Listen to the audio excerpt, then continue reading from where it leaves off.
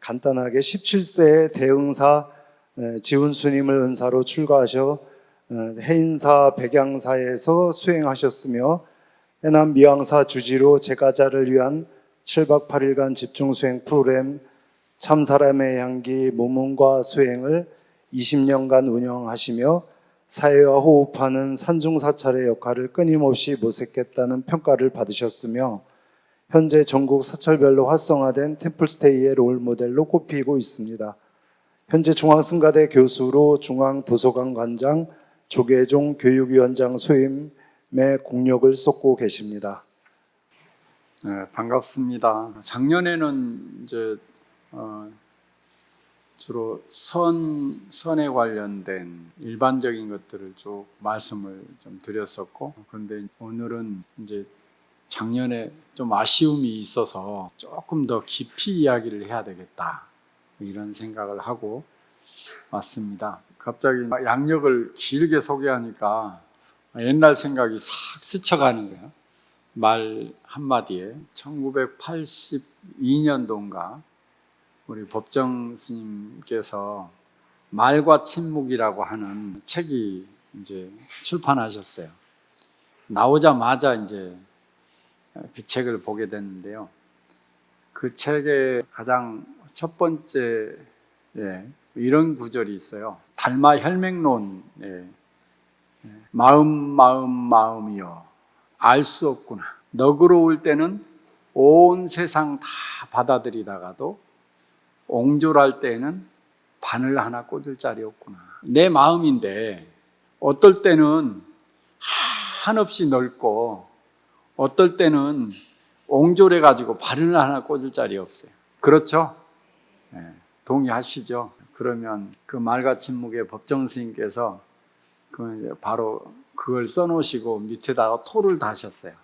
너그러운 마음은 나의 본성이고 옹졸한 마음은 이 본성의 마음을 잃어버린 마음이다. 나의 본성은 그렇게 모든 세상을 다 품을 수 있는 본래 그 마음이다. 저 허공처럼, 저 하늘처럼 모든 것을 다 포함할 수 있는 그런 너그러운 마음이다. 그래서 옹졸할 때에는 늘 너그러운 마음으로 회복하기 위한 훈련을 해야 된다. 그렇게 써놓으셨더라고요.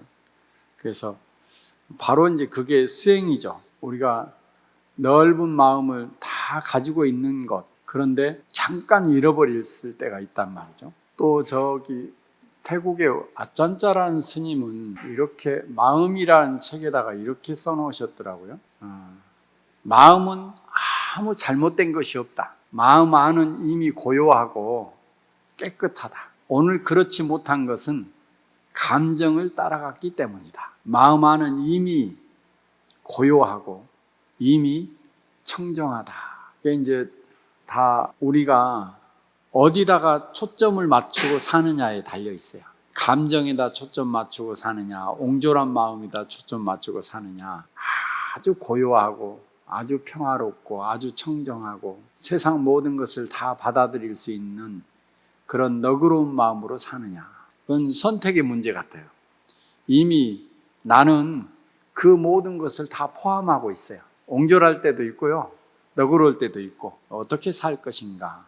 지금 이거 하루 만에 재본하기가 쉽지 않은데 바로 제가 많이 재본해놨다고 생각을 했는데 많지 않아가지고 어제 급하게 우리 교무 스님하고 통화하자마자 만들었어요. 어제 하루 만에 다 만들었는데, 이 책은 본래 요거 한 2분의 1만큼 해요. 본래 책은, 원본은.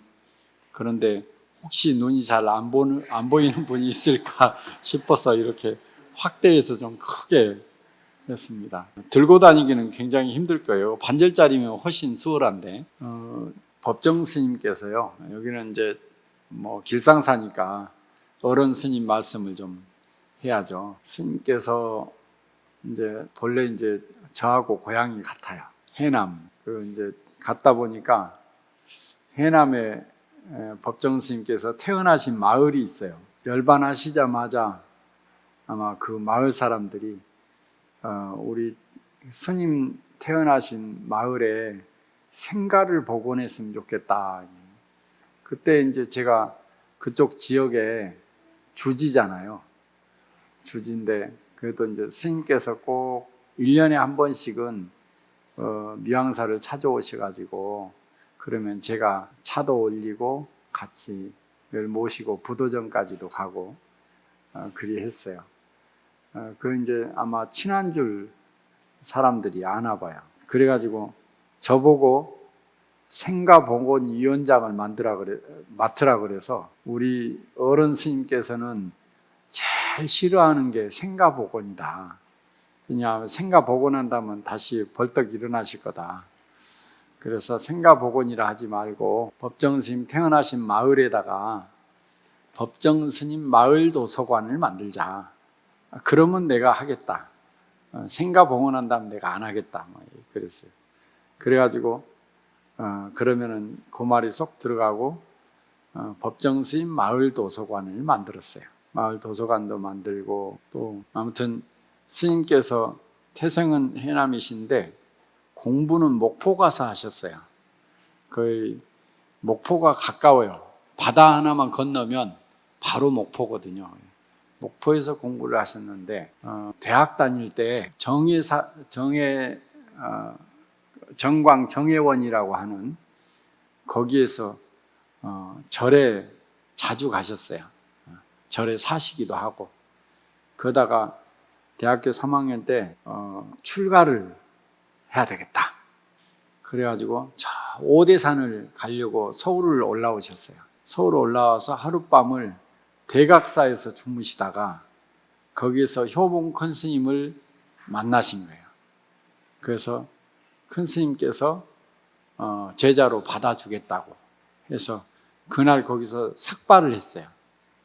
바로 그 자리에서 삭발을 했는데 너무 기분이 좋아서 종로를 한 바퀴 도셨다. 그러니까 출가를 하면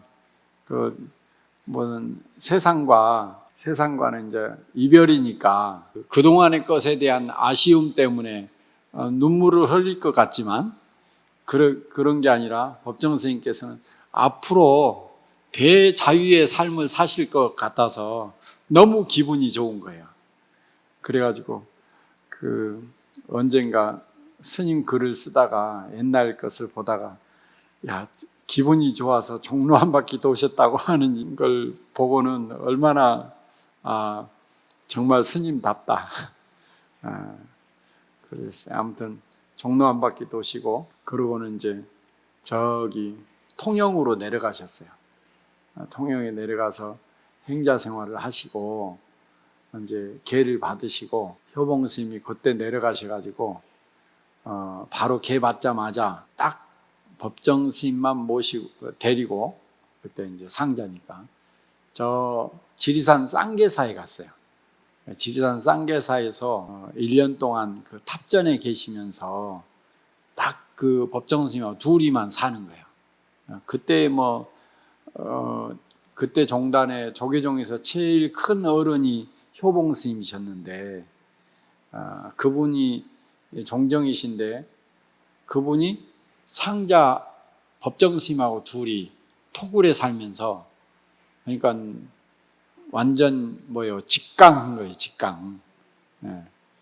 그러면서 이제 선을 가르치셨어요. 선을 가르치시다가 저기 합천 해인사를 가셨어요.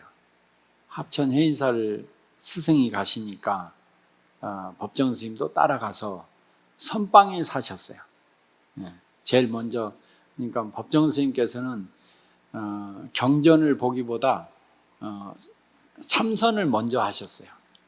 선방에 있는데 어떤 노스님이 성가기감 한문으로 된 성가기감을 보시는 거예요. 그래서 법정 스님이 옆에서 있다가 스님 그 책 나 좀 잠깐 빌려주세요.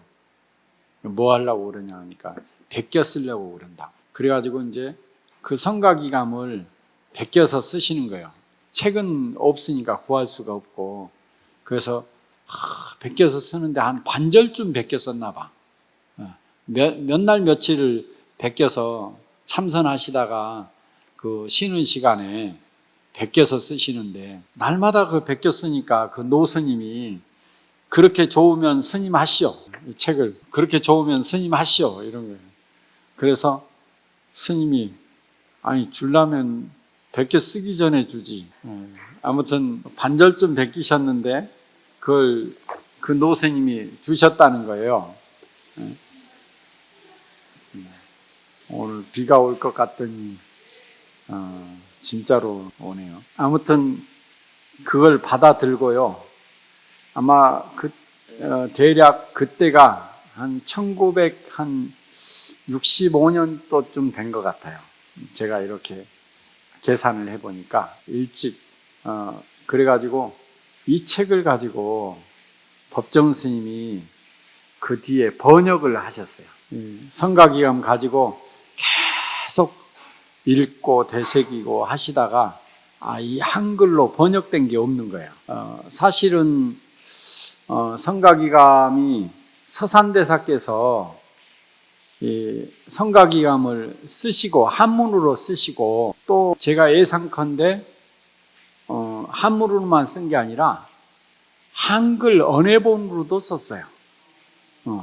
그때 당시에 이미 한글은 이미 세종 때 창제하셨으니까 그래서 한글이 있잖아요. 그래서 한문으로만 쓴 게 아니고 한글로도 썼어요. 그래서 지금 남아있는 책으로는 오히려 한문본보다 한글 언해본이 더 오래된 게 있어요. 한글 언해본이 지금 고려대학교에 있어요. 고려대학교 도서관에. 그러니까 한글 원해본이 더 먼저 있고 그 다음에 한문본은 그 이후의 것이 발견되어졌어요. 아무튼 그걸로 봐서 그것도 이제 그 한글 언해본이 서산대사께서 살아 계실 때 이미 만들어진 책이거든요. 그러니까 굉장히 오래된 책이죠. 그래서 서산대사께서는 진짜 그 자비심이 많으시구나. 그리고 누구나 볼 수 있도록 한문본하고 언해본을 쓰셨구나. 이런 아무튼 법정 스님께서 이 성가기감을 입수하고 난 뒤에 이 책을 보셨어요. 그러니까 참선하실 때마다 이 책을 늘 참고를 하신 거죠. 그러고 난 뒤에 1969년도에 처음으로 번역해가지고 한글로 아주 유려한 한글로 번역을 해서 책을 출판했어요. 성가기감.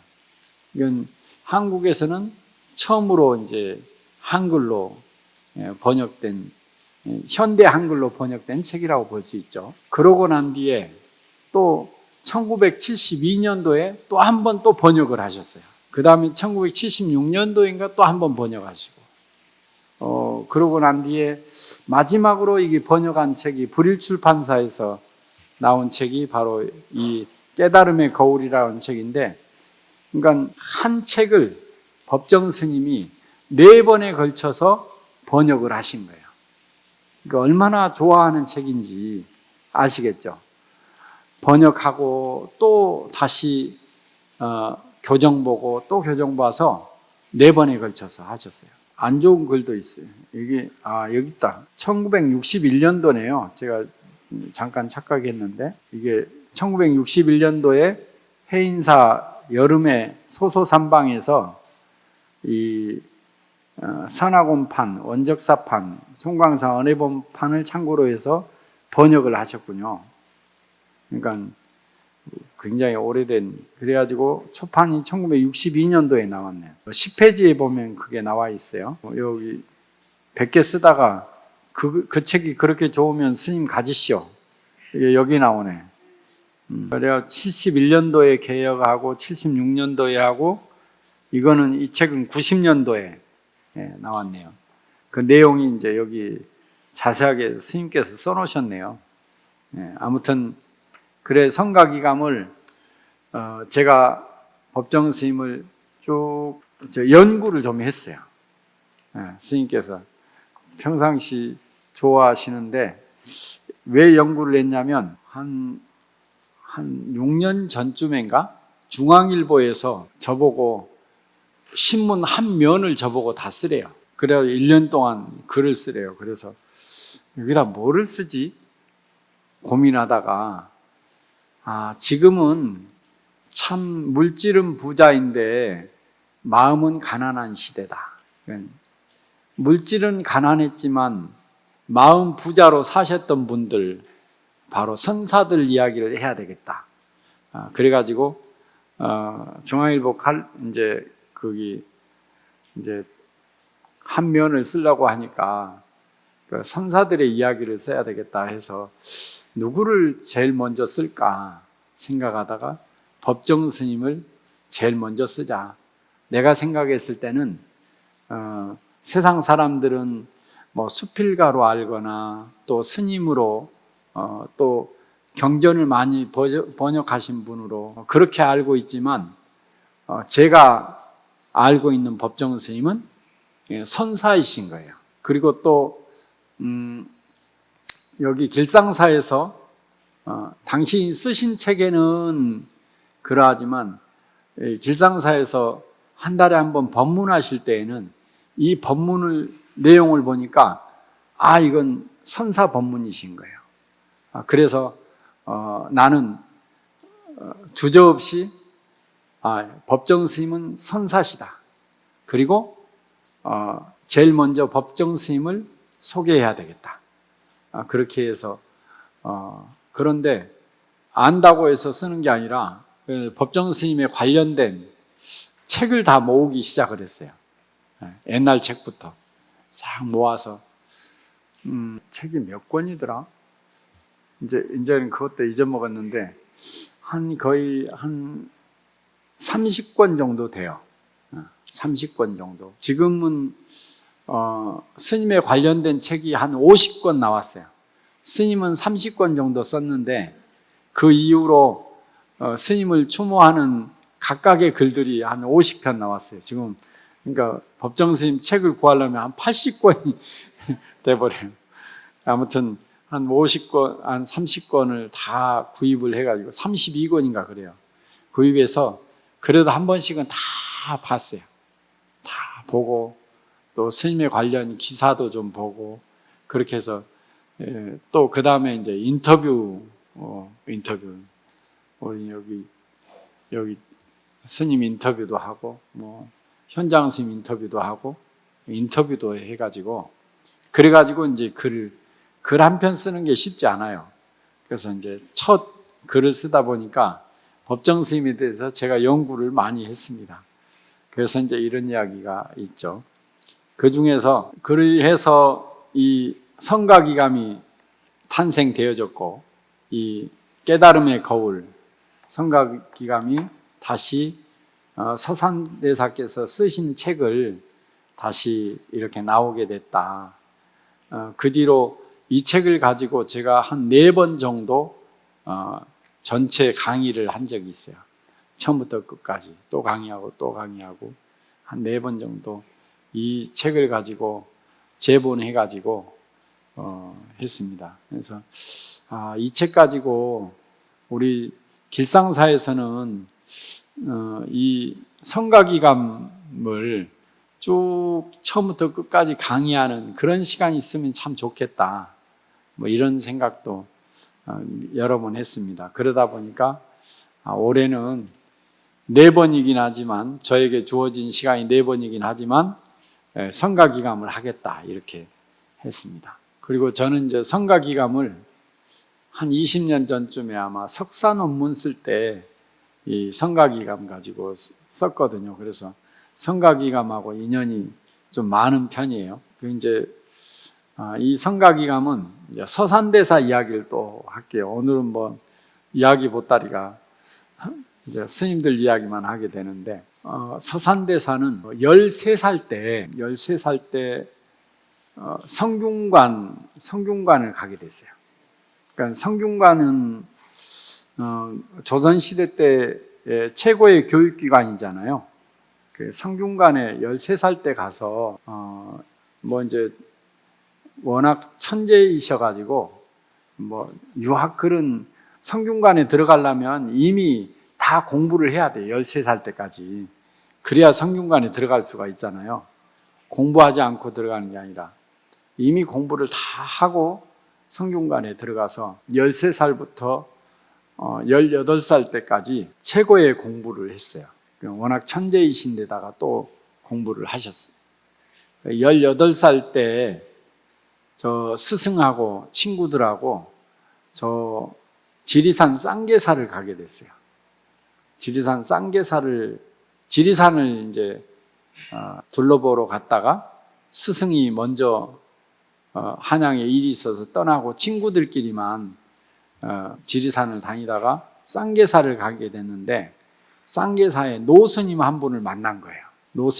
숭인스님이라고 하는 노스님을 만나가지고 그 이제 대화를 하게 된 거예요. 서산 스님이 그렇게 이제 대화를 하시다가 그 자기가 그동안의 공부는 뭐예요? 출세하기 위해서, 과거 급제하기 위해서, 그래서 높은 관직에 오르기 위해서, 이런 명예나 권세를 위해서 공부를 했었던 거죠. 그런데 숭인 스님 말씀을 듣고 보니까 이게 아니라 정말 인생의 참다운 삶의 그런 삶은 어떤 것인가 이런 고민이 탁 들어진 거예요. 그래가지고 그러면 스님 말씀 듣고 제가 3년만 그 부처님 경전을 보겠습니다. 그래서 친구들은 다 가게 하고 쌍계사에 홀로 남아서 거기에 있는 8만 대장경을 쫙 보기 시작을 한 거예요. 3년 동안 열심히 보고 난 뒤에 딱 보고 정말 이 공부를 해야 되겠다. 그래가지고 출가를 결심한 거예요. 3년 동안 경전을 다 보고 이미. 그래 출가해가지고 저 지리산 벽송사로 갔어요. 그래서 벽송사에 가서 출가를 했어요. 이제 21살에 출가를 해가지고 그래가지고 그때부터 참선을 하게 된 거예요. 경전은 다 봤으니까. 그래야 10년 동안 참선을 하고 난 뒤에 깨달음을 얻었어요. 깨달음을 얻고 난 뒤에 31살이죠. 31살에 이미 일찍 깨달음을 얻고 난 뒤에 그때부터 다시 경전을 보는 거예요. 경전과 조사어록을 보는 거예요. 자, 18살 때에 봤던 가령 우리가 이제 쉽게 얘기하는 금강경 있다. 금강경이 있는데 18살 때 봤던 금강경의 내용하고 내가 깨달음을 얻고 난 뒤에 31살에 금강경을 봤을 때 똑같이 보일까요? 틀리게 보일까요? 완전 다르게 보이겠죠. 그 18살 때 봤을 때는 이 분별심으로 봐지게 돼요. 분별심. 나한테는 내가 아는 경험, 지식, 정보 이런 것들로 늘 비교하면서 금강경을 본단 말이죠. 그래서 그러다 보면 이게 글을 보면서도 자꾸 시비를 하게 돼.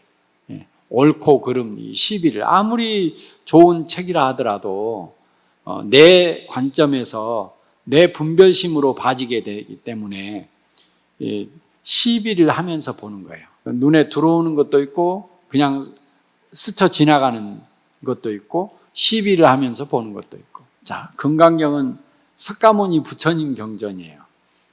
석가모니 부처님 깨달음을 이루신 분의 법문을 그대로 적어 놓으신 거란 말이죠. 그러면 이제 서산 스님이 31살에 깨달음을 얻고 난 뒤에 그 지혜의 안목으로, 깨달음의 안목으로, 부처님과 같은 안목으로 딱 보게 됐을 때는 훨씬 생생해지는 거죠.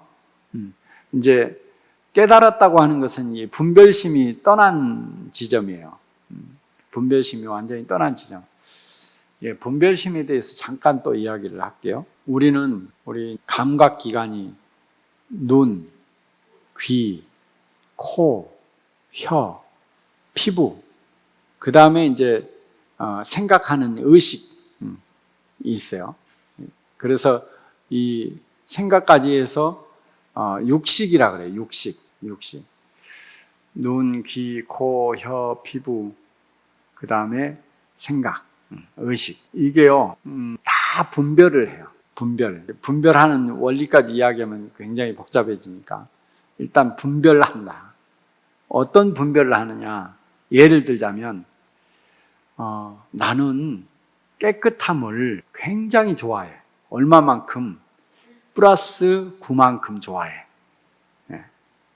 그건 결벽증 수준으로 깨끗함을 좋아해. 그러면 바로 자동으로 더러움을 싫어하는 마음이 저절로 생겨나요. 깨끗함을 좋아하는, 더러움을 싫어하는 마음이 마이너스 9가 바로 생겨나요. 자동적으로. 플러스 1만큼 나는 깨끗함을 좋아해. 뭐 깨끗하다 더럽다 경계가 별로 없어. 나는 플러스 1만큼 깨끗함을 좋아해. 그러면 자동으로 마이너스 1만큼의 더러움을 싫어하는 마음이 생긴다. 아무튼 그 크기에 따라서 많이 다르죠. 그 분별심의 크기에 따라서 뭐가 있냐면 마이너스 9나 마이너스 1만큼의 거기에 따라서 어려움이 생겨나요. 깨끗함을 아주 좋아하는데 옷에 뭐 묻었어. 그럼 어떡해? 이거 못 견뎌. 못 견뎌. 바로 가서 세탁소 맡겨야 되는데 세탁소가 없어. 뭐 이러면은 아주 어려움이 생겨나는 거죠. 이거 어떻게 하지? 이 옷을 어떻게 하지? 뭐 이렇게 굉장히 마음이 바쁘고 다른 일 손에 잡히지도 않고 뭐 이럴 거예요. 플러스 1만큼 뭐 더러움, 깨끗함을 좋아하는 사람은 뭐 이 정도쯤이야. 뭐 그러게 되겠죠. 이 정도쯤이야. 그래도 마음에 걸리긴 해. 빨긴 빨아야 되겠지. 좀 더 있다 빨까? 뭐 이럴 수도 있죠. 아무튼 그러나 마이너스만큼 어려움이 생겨날 수도 있고 어떤 사람은 고통스러울 수까지 있어요. 깨끗하다 더럽다 뿐만이 아니라 우리는 깨끗함을 좋아하고 더러움을 싫어하는 그 분별심이 있죠. 음식을 먹을 때도 마찬가지예요.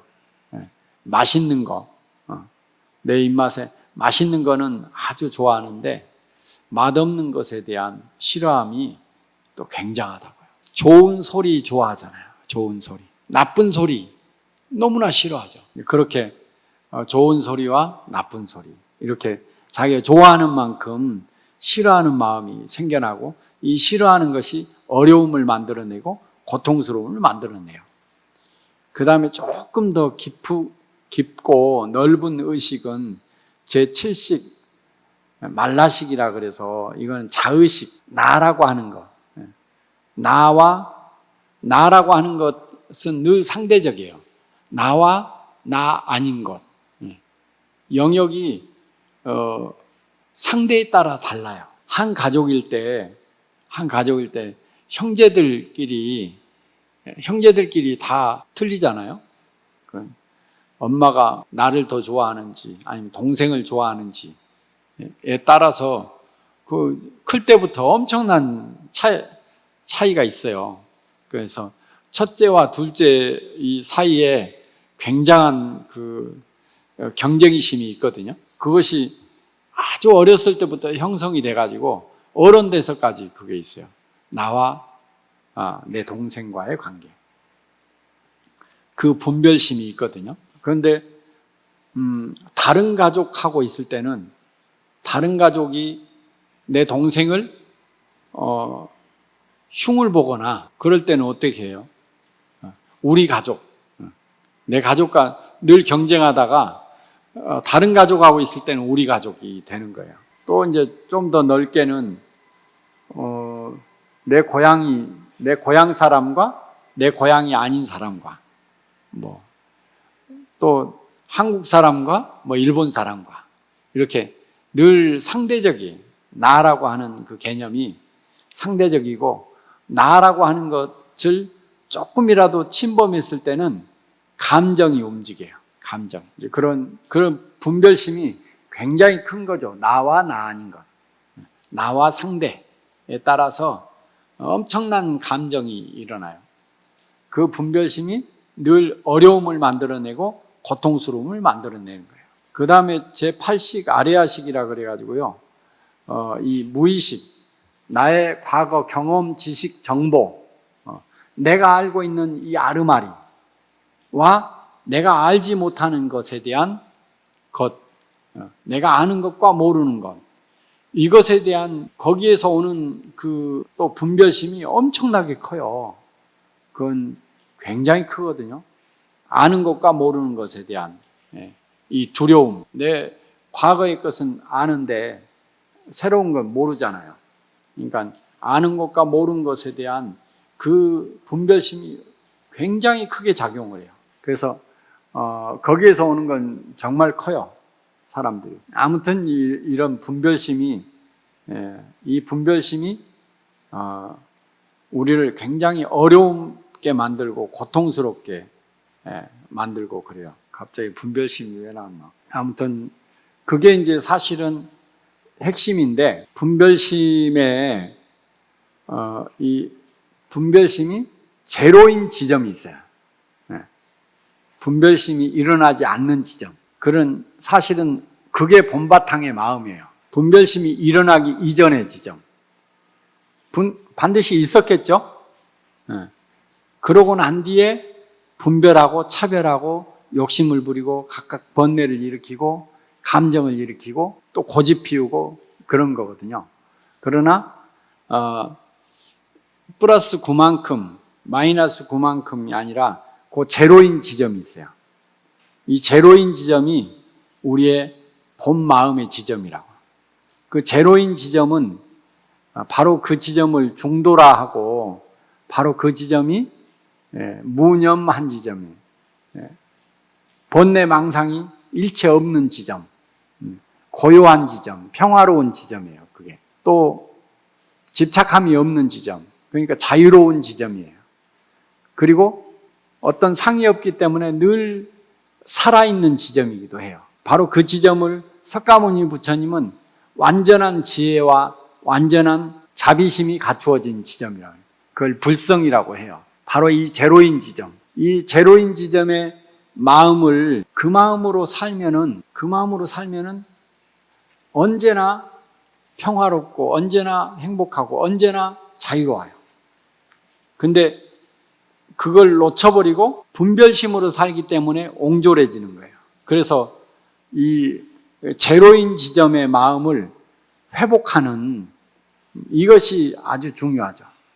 바로 이 제로인 지점을 선이라고 해요. 선. 참선할 때의 그 선의 지점이에요. 바로 그 지점이 깨달음의 지점이고 우리 본성인 지점이고 자성인 지점이고 자성인 지점이고 바로 그 제로인 지점, 분별심이 일체 일어나지 않는 바로 그 지점. 그 마음으로 늘 살면 좋겠는데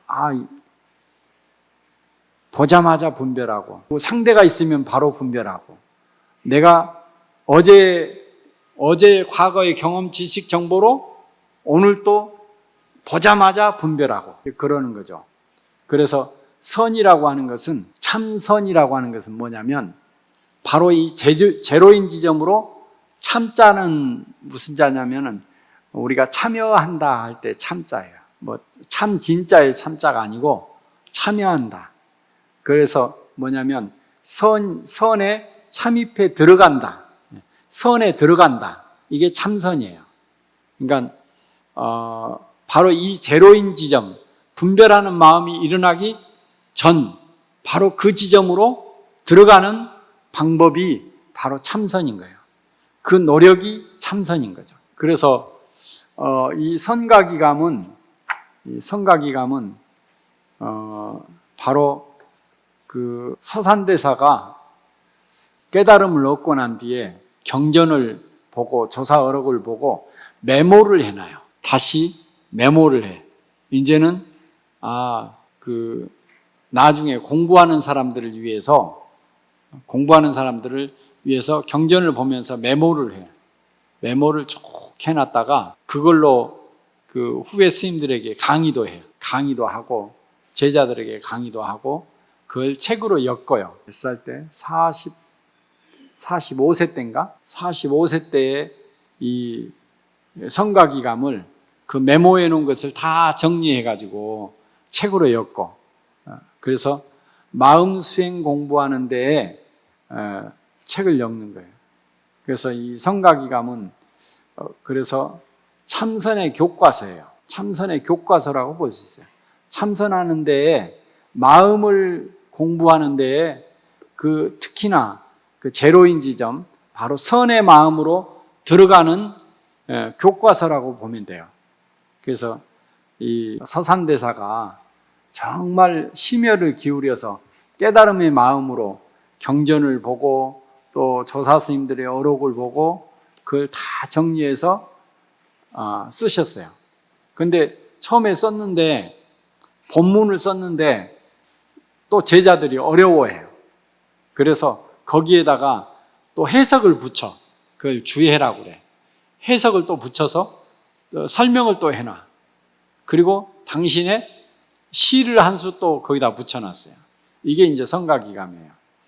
21페이지에 한번 보시겠습니까? 한글로 된 거 다 같이 읽어볼까요?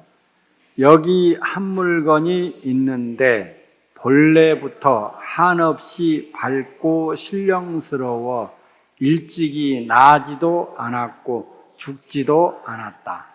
이름 지을 길도 없고 모양 그릴 수도 없다. 따라서 해보세요. 유일무러차 하니 총본 이래로 소소영영하야 부증생 부증멸이며 명부득 상부득이로다. 이거는 외워버리세요. 내용은 유일무러차 하니 총본 이래로 소소영영하야 부증생 부증멸이며 명부득 상부득이로다. 그 큰 스님들 법상에서 법문할 때 있잖아요. 법문할 때 말부터 하는 게 아니라 주장자를 하나 딱 가지고 와. 그거 본 적 있어요? 주장자를 딱 가지고 와서 딱 이렇게 들어서 보여주고 그 다음에 3번을 탁탁 쳐요. 이게 사실은 제일 큰 법문이에요. 보잖아요. 바로 보는 이것. 여러분들이 다 보는 이것, 지금 보아내고 알아내는 이 주인공, 분별함이 없이 있는 그대로 바로 이 볼 줄 아는 것, 여러분들의 볼 줄 아는 것, 들을 줄 아는 것, 그것이 바로 여러분들의 주인공이고 그것이 여러분들이 내 입에서 나오는 이 법문을 이 법문의 핵심이 바로 그거다. 나한테 이 법문 들으러 여러분들이 왔지만 그 법이라고 하는 것이 내 입에 있는 게 아니라 결국에는 이 볼 줄 알고 들을 줄 아는 바로 그거다.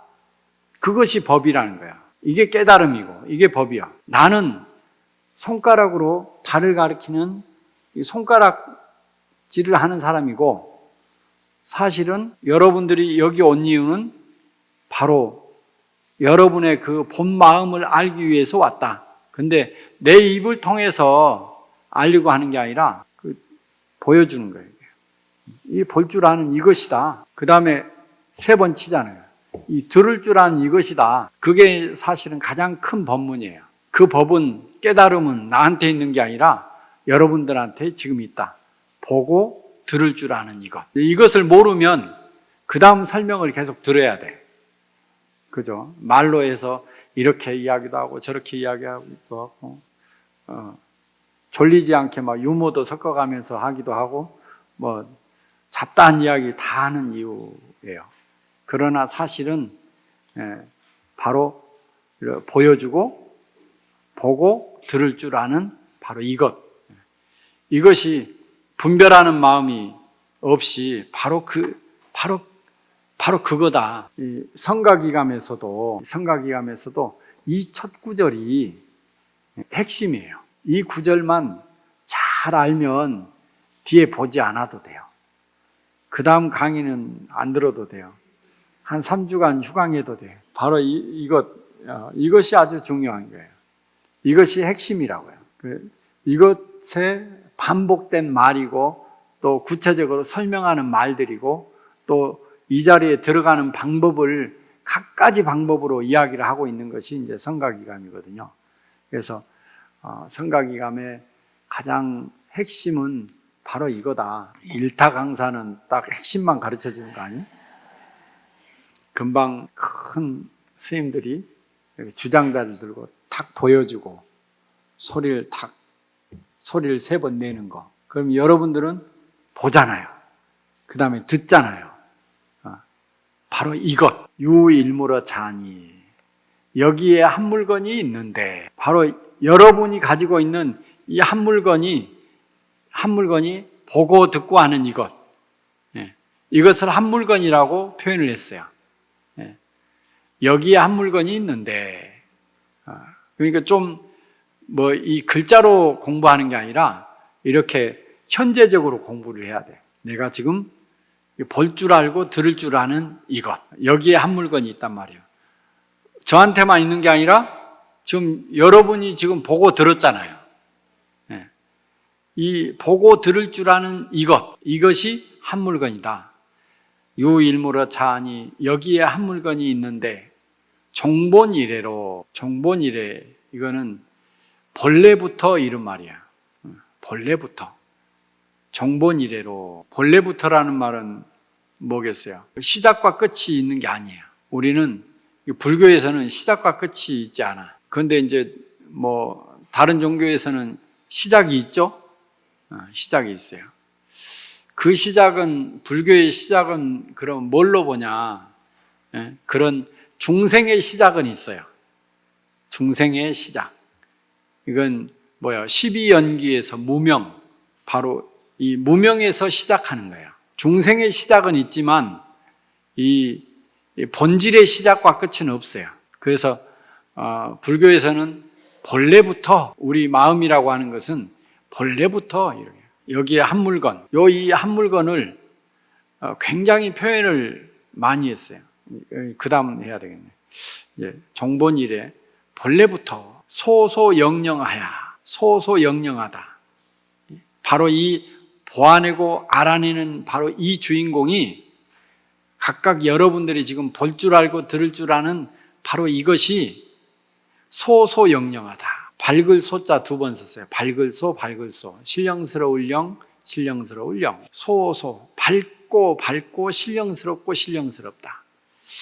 이 서산대사처럼 이렇게 아주 직접적으로 말씀한 분들은 참 드물어요. 우리 본 마음, 본 성품, 아까 너그러운 마음이라고 했잖아요.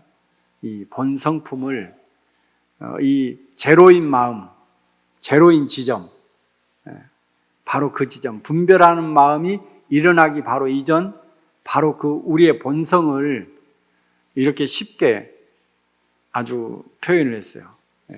밝고 신령스럽다. 밝다고 하는 표현을 썼어요. 밝다. 밝은 빛, 이런 표현을 썼어요.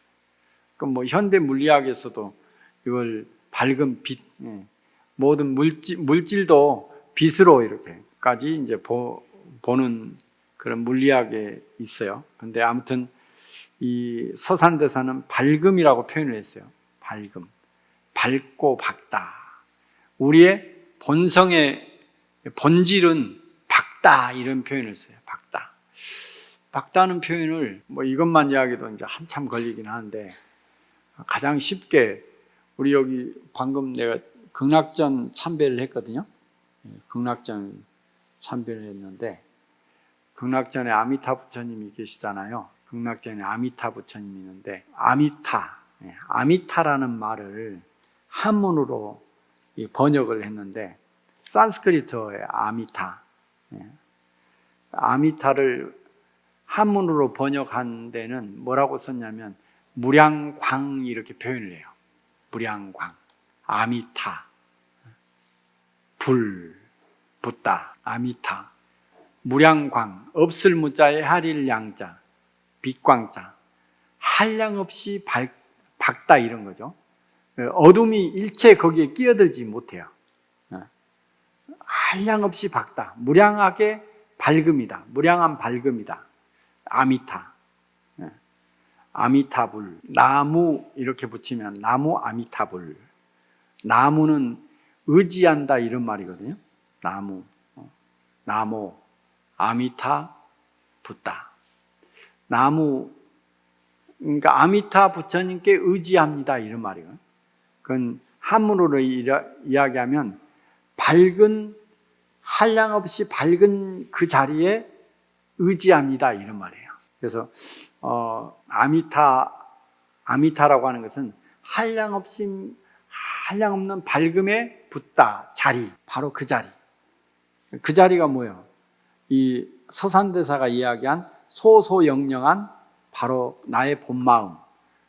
그 본마음은 어디 다른 데 있는 게 아니라 지금 이 순간에 보아내고 알아내는 이 주인공, 이것이 밝다 이런 거예요. 한량없이 밝다. 이게 본마음이에요. 분별하는 마음이 없이 바로 아주 밝음의 자리, 이 자리를 밝음이라고 표현을 했어요. 그 밝음, 그것을 뭐 참선에서는 육조행행대사는 그것을 뭐 정한 자리, 선정의 자리 이렇게 표현을 했거든요. 선정. 그 다음에 영영, 신령스럽고 신령스럽다. 이것은 그 이제 대승기실론에서는 또 이제 그렇게 표현을 했어요. 불변과 수연. 바로 이 밝음의 자리, 이 지금 보아내고 알아내는 바로 지금 이 주인공 자리, 이 자리를 불변이라 표현을 했어요. 불변. 이게 불변. 그 다음에 영영은 신령스럽고 신령스럽다. 우리가 이것은 뭐냐면 변화 가능성이 무궁무진하다는 거예요. 내가 남자의 몸을 받았을 때는 남자의 행위를 하고, 여자의 몸을 받았을 때는 여자의 행위를 하고, 또 뭐 사람의 몸을 받았을 사람의 행위를 하고, 개의 몸을 받았을 때는 개의 행위를 하고, 또 사람이 어디에 있거나 뭐 부엌에 있을 때는 밥하는 사람이 되고, 또 직장에 있을 때는 어떤 일하는 사람이 되고, 뭐 또 병원에 있을 때는 의사가 되고, 뭐 사람이 무궁무진한 변화 가능성이 있거든요. 이 모든 것을 다 신령스럽다 이렇게 표현해요. 변화 가능성, 무궁무진한 변화 가능성, 신령스럽다. 그래서 신령스러울 영자를 2번 쓴 거예요. 우리의 본성은 밝고 밝음이고, 그러면서도 이 어떤 것을 인연에 따라서, 만남의 대상에 따라서, 또 처해진 장소에 따라서 각각 다 언제나 변화 가능성이 있으니까 이것이 신령스러움이다. 그래서 지금 보아내고 알아내는 바로 이 주인공, 여기에 있는 이 한 물건, 이것은 밝고 신령스럽고 신령스럽다. 이게 서산대사께서 표현한 내용이에요. 그래서 나의 지금 본성, 바로 제로인 지점, 분별하는 마음이 없는 지점, 바로 지금 이 순간 보아내고 알아내는 이 주인공은 소소영영하다. 그걸 다시 또 이제 수식하는 말들이 부중생 부중멸, 안입을 일찍이 정자인데, 그리고 날생자, 부중생 부중멸, 멸할 멸자. 이거는 뭐냐면 부증이라고 하는 건 잠깐도 이런 말이에요. 부증, 일찍이 없었다. 잠깐도, 증자가 일찍이 증자여서 잠깐도 이런 말이에요. 잠깐도 일찍이 나지도 않았고, 잠깐도 생하지도 않았고, 잠깐도 멸하지도 않았다. 잠시, 찰나도 멸하고 생하지 않는다. 이거는. 이 소소영영한 지금 이 한 물건은 여러분이 지금 이 순간 보아내고 듣는 바로 이 한 물건은 잠깐도 생하지고 멸하지 않는다. 생멸이 없다. 나고 죽음이 없다. 이런 말이에요. 명부득 상부득이로다. 이름 붙일 수도 없고 그림으로 그릴 수도 없다. 이런 표현이 있어요.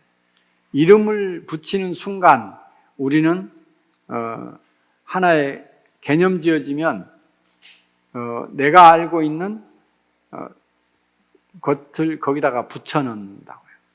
그걸 이제 심상이라고 하는데, 사과 하나를 처음 우리가 태어나서 어렸을 때 사과가 있을 때 이 사과 이름을 모를 때 있잖아요. 엄마 이거 뭐야? 그 사과야. 그때부터 이렇게 생긴 거는 사과야, 이렇게 입력이 되잖아요. 근데 한국 사람만 그러지 미국 사람들은 뭐라고 해요? 애플이라고. 일본 사람들은 뭐라고 해요? 아무튼 그렇게 나라 사람마다 다 다르잖아요. 그래서 이건 이름일 뿐이지 사실은 그냥 이건 약속하는 거예요. 얼마 전에 나한테 이름 지어달라고 2명이나 갑자기 똑같은 날 연락이 왔어요. 이름 지어달라고. 그 아이들 태어나면 손자가 태어났는데 이름 지어달라는. 이름 짓기가 제일 어려운가 봐. 아이들 이름 짓기가. 이름 없을 때 뭘 어떻게 불러?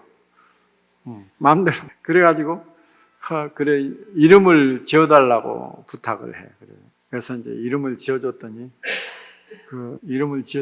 갑자기 뭘 보낸다는 거야. 선물로 보낸다는데 내가 못 먹는 걸 보낸다고. 그래 아무튼 그래 이름이 없을 때 어떻게 하냐. 근데 아까 이제 이름 사인해 달라고 그래서 이름도 짓긴 했는데, 그렇게 이름 붙이고 난 뒤에는 요 책은 내 책 이렇게 되는 거죠. 나의 영역으로 들어오는 거죠. 아무튼 이름 짓는다고 하는 건 굉장히 이게 규정화되는 거예요. 이제 그 다음부터는.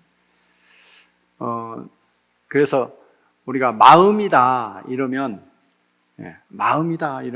그 내 마음이라고 하는 개념이 어렸을 때부터 쭉 어떤 것을 마음이라고 하냐. 마음이라고 하면 다 달라. 내가 경험한 것, 지식, 정보에 따라서 내 마음의 이미지, 마음의 상이 달라. 그걸 심상이라고 하는데 다 달라. 아까 사과하면 다 똑같은 사과를 연상하는 게 아니란 말이죠. 뭐요? 다 틀린 나의 경험, 지식, 정보, 이걸 종합해가지고 지금 현재 사과를 상상하는 거거든요. 이게 다 틀리단 말이에요. 스님이 해도 다 똑같은 게 아니야. 다 틀려. 여러분들이 내가 알고 있는 스님, 나의 경험, 지식, 정보에 따라서 다 달라. 길상사도 다 똑같이 볼까요? 이 장소를 다 틀리게 봐. 그래가지고 나의 이미지에는 길상사가 내가 아는 길상사가 있어요. 길상사 아주 초기에 온 사람은 늘 그 초기에 왔던 길상사를 생각하면서 이걸 현재를 늘 비교해. 장소 갈 때마다 많이 변했네. 또 예전에 어른 스님 계실 때는 어땠는데 뭐 그런 걸로 굉장히 그 자기 재산으로 삼아 어디 가서 딱 허리 더 펴지고 고개도 더 빳빳해지고 그런 것들이 다 상이거든요. 상, 심상, 마음의 이미지. 그런데 그러니까 마음이라 이름 붙이면은 안 맞는 거야. 그래서 바로 이 한 물건이라고 하는 표현밖에 할 수 없다. 이렇게. 그래서 어떤 스님들은 한 물건이라 해도 안 맞다. 이러는 거예요. 바로 이것. 그러니까 그 지금 보아내고 알아내는 이 주인공을 이것이라고 밖에 표현할 수 없다. 그래서 이것. 이먹고 하는 것이 이것이거든. 이먹고 하는 이것. 이 보아내고 알아내는 바로 이것. 이것은 뭐지? 거기다 초점을 맞추는 거예요. 근데 어떤 사람은 그게 마음이야. 그게 나야. 그게 부처야. 이렇게 표현을 하는 거예요. 그래서 그러나 바로 그 지점을 지금 보아내고 알아내는 바로 이것을 여기서는 한 물건으로 표현했지만 그 이름 붙일 수도 없다. 이건 그래서 명부득. 이름 붙일 수도 없고 상부득. 모양으로 그릴 수도 없다. 우리의 바로 이 나라고 하는 이것. 바로 보아내고 알아내는 이 주인공. 어떤 스님들은요, 성철 스님도 그랬어요. 그 마음도 아니요, 부처도 아니요, 한 물건도 아닌 이것은 무엇인고? 이렇게 했고, 고려시대 때 나홍선사도 그랬어요. 이 설법을 듣는 자 누구냐? 이 설법 듣고 있는 사람 누구냐? 말해보라. 멱살을 잡고 말해봐라. 이 보아내고 알아내는 이 주인공, 이건 도대체 뭐냐? 이것, 바로 이것. 이 보아내고 알아내는 이 주인공, 이것은 도대체 무엇이냐? 마음도 아니요, 부처도 아니요, 한 물건도 아닌 바로 이것은 무엇인고? 이게 그 나홍선사가 하신 말씀이에요.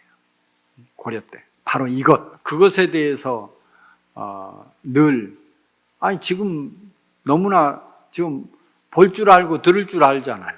바로 이것. 바로 이것에 대해서 한 말이에요. 다 아시겠죠? 예, 다 알아요. 볼 줄 알고 들을 줄 알고 바로 이것. 예.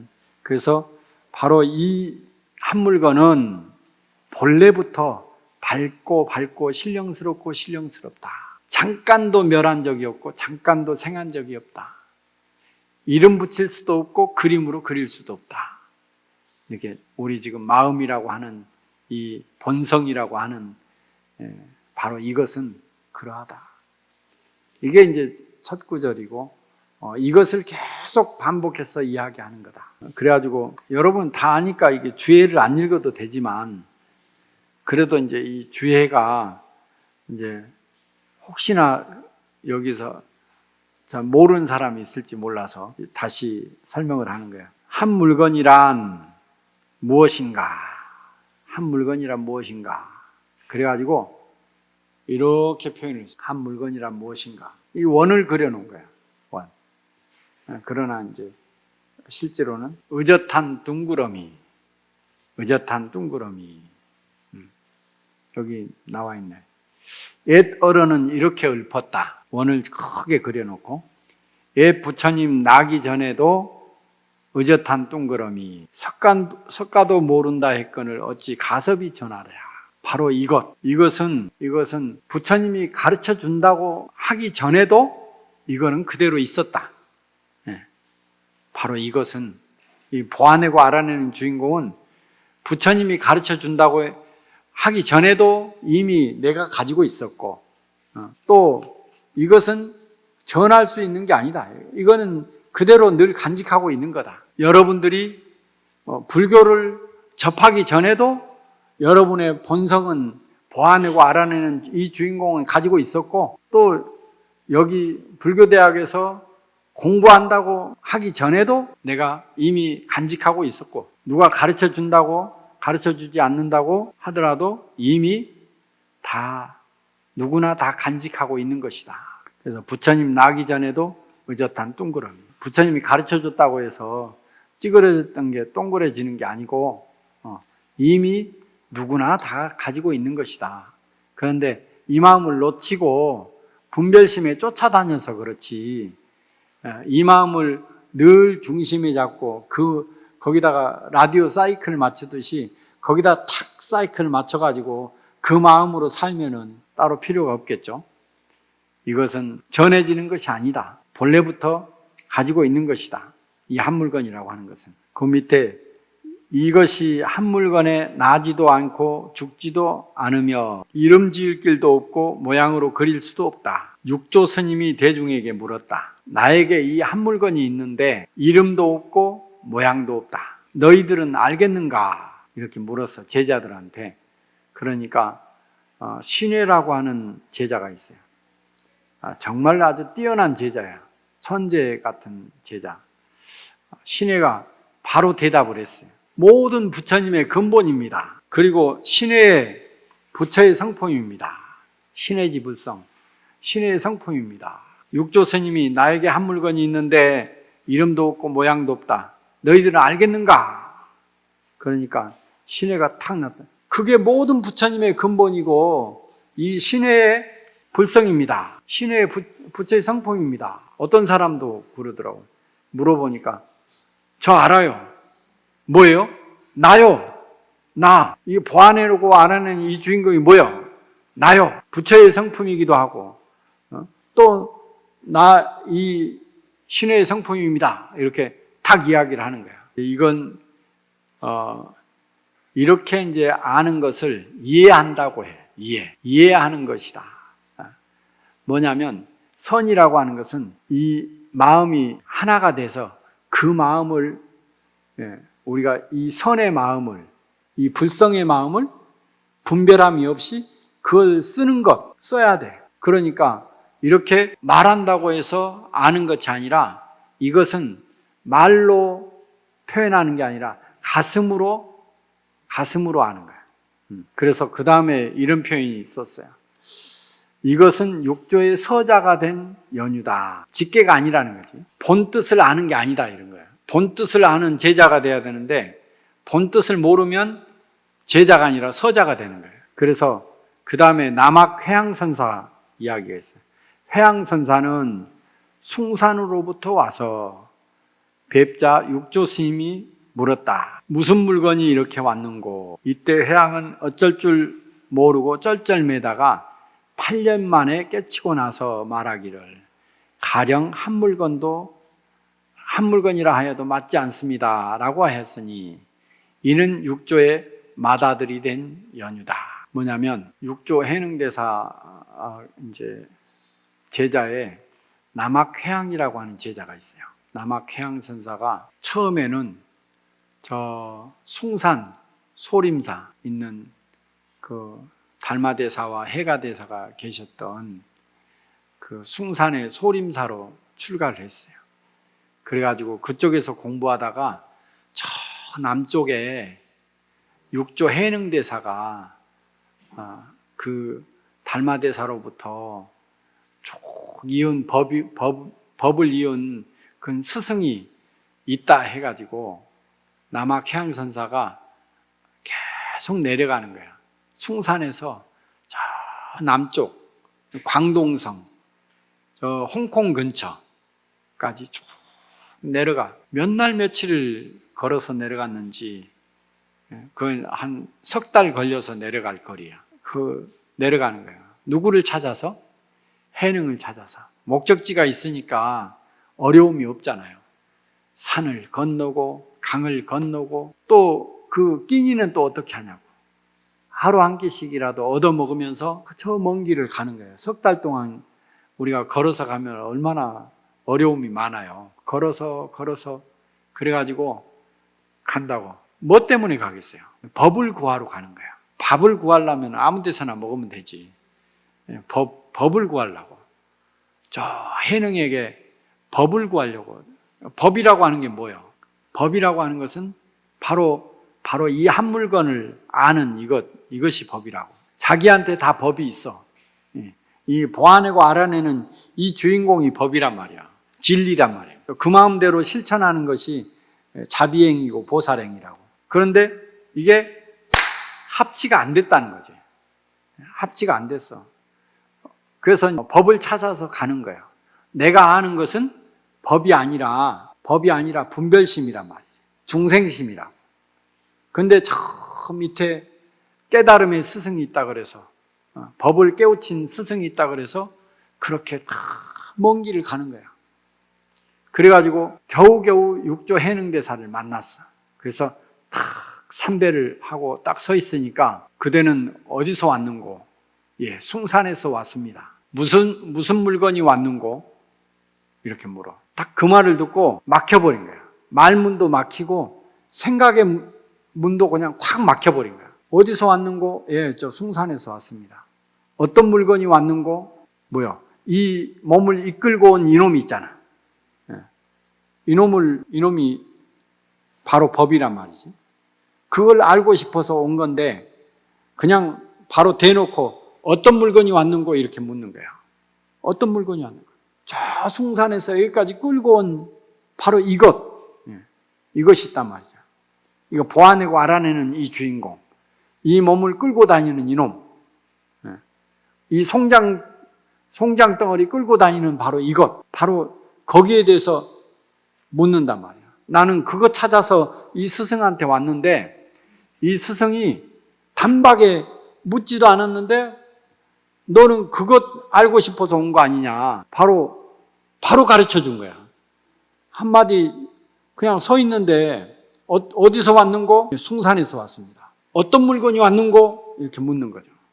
그거는 뭐요? 해능이 바로 가르쳐 준 거예요. 바로 그거다. 네 몸 끌고 온 바로 그거다. 그게 가르쳐 준 거라고. 따로 뭐 이렇게 불교 대학 해가지고 미주알, 고주알 이렇게 설명한 게 아니라 바로 가르쳐 준 거라고. 그때 말문이 탁 막혔어. 분명히 끌고 온 바로 이것도 있는데 어떻게 말로 표현할 수가 없는 거야. 그래가지고 바로 그 길로 돌아가서 숲속에 들어가가지고 8년 동안 그것만 참고라. 그래가지고 한 덩어리가 된 거야. 그래서 8년 만에 다시 와서 뭐라고 하냐? 한 물건이라 해도 맞지 않습니다. 그게 한마디. 바로 이것을 한 물건이라 해도 맞지 않습니다. 한방 다시 이제 되치기를 하는 거야. 스승한테 탁 대드는 거예요. 한 물건이라도 맞지 않습니다. 나는 이미 알았다 이런 말이에요. 말로 표현할 수 없지만 그것을 한 물건이라 해도 맞지 않습니다. 이렇게. 바로 선은 신뢰처럼 이해하고 아는 것이 아니라 우리의 본 마음을 이해하고 아는 것이 아니라 바로 그렇게 참구해서 바로 그걸 깨우치는 것이 바로 이 선이라는 거예요. 이게 핵심이에요. 그래서 선은 이해하고 아는 것이 아니라 바로 이 신뢰처럼 아는 게 아니라 이 남학 해양선사처럼 이렇게 참구해서 알아야 되는 것이 선이다.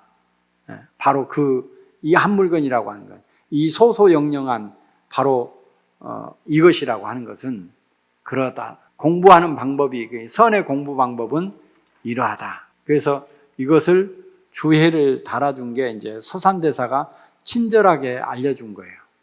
앞에 한 줄 써놓고 아시겠어요? 그래가지고 거기에다가 밑에 그 연꽃 표시 있죠. 이게 뭐냐면 이제 시를 한 수 지은 거예요. 시를 한 수 지었어. 삼교의 성인들 모두 이 말에서 나왔네.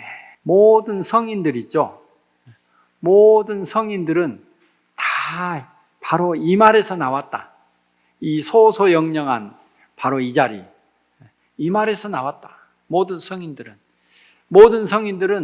이 분별심이 딱 끊어진 자기의 본성의 마음, 본래 마음, 바로 이 마음에서 다 나온 거다.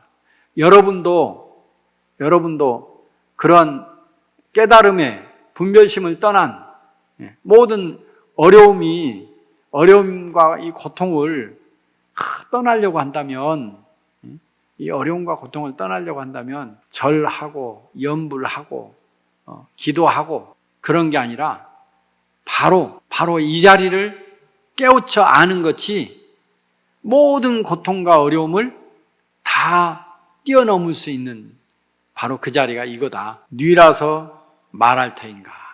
눈썹이 빠질라. 누구라서 이것을 말로 표현할 수 있겠느냐. 잘못하면 눈썹 빠진다. 눈썹이 굉장히 중요한데 이게. 별로 안 중요한가요? 눈썹 중요하니까 그리기도 하잖아요. 조금 희미하면. 지난 부처님 오신 날 제가 사는 안성의 참선마을은 이게 오래된 절도 아니고 그냥 수련장이에요. 참선만 하는 수련장인데 그러다 보니까 거기는 저하고 같이 수행했던 사람들만 와요. 딱 부처님 오신 날 100명 정도밖에 안 와. 그런데 내가 말하지 않아도 그분들은 각자 알아서 해. 각자 알아서. 어떤 사람은 뭐 법당 청소하고, 어떤 사람은 부엌에서 설거지하고 있고, 어떤 사람은 음식하고 있고, 뭐 각각 내가 한마디도 안 하는데 어떻게 기가 막히게 다 찾아서 하더라고. 그러니까 부처님 오신 날 그랬어요. 나는 눈썹 같다. 입은 입대로 막 역할하잖아요. 그렇죠? 음식도 먹기도 하고 말도 하고 또 귀는 귀 역할을 하잖아. 소리를 듣고 또 코는 코대로 역할을 하고 눈은 눈대로 역할을 하는데 나는 아무 역할도 안 하고 위에만 있어. 눈썹 같다. 아무 역할도 하지 않고 눈썹. 근데 눈썹 없으면 또 이상해. 눈썹이 있어야 돼. 그래서 슬플 때는 이 눈썹에 슬픈 표정이 있어요. 기쁠 때는 같이 함께 기뻐를 해줘. 이게 표정이 있어요. 눈썹. 그러니까 이게 눈썹인데 이 눈썹이 빠질라 조심하라고. 바로 이것 다시 한번 읽어볼까요? 여기 한 물건이 있는데 본래부터 한없이 밝고 신령스러워 일찍이 나지도 않았고 죽지도 않았다. 이름 지을 길도 없고 모양 그릴 수도 없다. 유일무러 차하니 종본 이래로 소소영령하야 부증생 부증멸이며 명부득 상부득이로다. 여기까지만 할까요?